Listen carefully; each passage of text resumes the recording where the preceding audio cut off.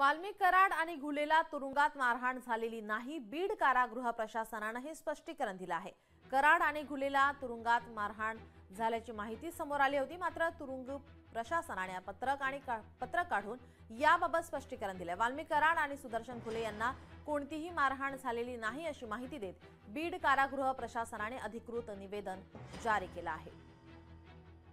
बीड कारागृह प्रशासनाने स्पष्टीकरण देताना कारागृह प्रशासनाने नेमकं काय म्हटलं आपण पाहूयात ग्राफिक्सच्या माध्यमातून। वाल्मिक कराड आणि सुदर्शन घुलेला मारहाण झाली नाही। सुदीप सोनवणे आणि राजेश वाघमोडे या दोघांमध्ये वाद झाला। सकाळी 9:15 ते 9:30च्या दरम्यान हा वाद झाला। नातेवाईकांना फोन करण्यासाठी आले असताना दोघांमध्ये शाब्दिक चकमक झाली। शाब्दिक वादातून हाणामारीत रूपांतर, कारागृह कर्मचाऱ्यांनी वाद मिटवला।